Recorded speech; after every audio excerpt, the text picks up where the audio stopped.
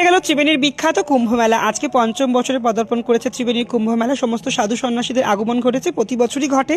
তা আমি একটু দর্শন করে নিলাম, এখন স্নান করব যেহেতু, তাই একটু ঘাটে এসেছিলাম পূর্ণ দেখার জন্য।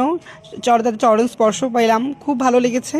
এত জীবন ধন্য হয়েছে যে আমি ত্রিবেণীবাসী, আমি গর্ব করে বলতে পারবি হিন্দু, আমি বাঙালি।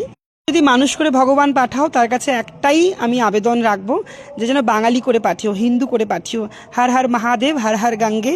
সবাই একটু আশীর্বাদ করো যেন মিষ্টি খুব বাবা মাকে নিয়ে ভালো থাকতে পারে, তোমাদেরকে ভালো রাখতে পারে, ভগবান প্রেমে উদ্বুদ্ধ হতে পারে। জয় শ্রী মহাকাল, হর হর গঙ্গে, হর হর মহাদেব। তাদের আশীর্বাদ নেওয়াটা খুব দরকার। তা কত সাধু সন্ন্যাসী এসেছিল, এটা আখড়ার ভিডিও দেখাচ্ছিলাম তাদের মধ্যে। তো তারপরে আমার একটুখানি ছোট্ট একটা মানুষের মধ্যে একটু পৌঁছে হচ্ছে জল বিতরণ। তো সেটা হচ্ছে ইউটিউব ফেসবুকে যে ভিডিও করি আমি, সেখান থেকে কিছু আর্নিং হয়। তো তোমাদের ভালোবাসার জন্যই সেটা সম্ভব হয়েছে, সেখান থেকে তাদের জন্য কিছু করতে পারা।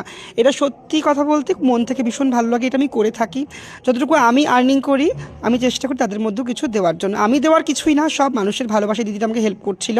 তো এই টিভি নিয়ে একদম বালিঘাটের পাশেই আমি দিচ্ছিলাম। তো সমস্ত মানুষের ভালোবাসা পেয়েছি। এখানে প্রত্যেকটা জায়গায় প্রসাদ পাওয়ানো হচ্ছিল, সবাই পড়ছিল, কোথাও পোলাও, কোথাও আলুর দম, খিচুড়ি। আর এখন ফটোশ্যুট করবো, তো একটু রেডি হয়ে গেছিলাম, ওরা এখন দিচ্ছিল। তাই জন্য কিছু ফটোশ্যুট নিয়ে এখন ছোটোদাও দিচ্ছিল, এখানে ওর বাড়ির সামনেই, ছোটোদা খুব ভালো। তো তারপরে এখানে অনেক অনেক জায়গায় অনেক প্রচুর মানুষের ভিড় হচ্ছিল, ওখানে প্রসাদ পাচ্ছিল।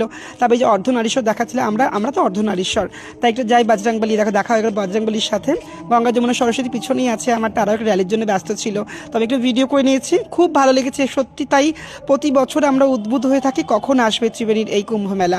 সবাইকে খুব ভালো রেখো। হর হর মহাদেব, হর হর গঙ্গে।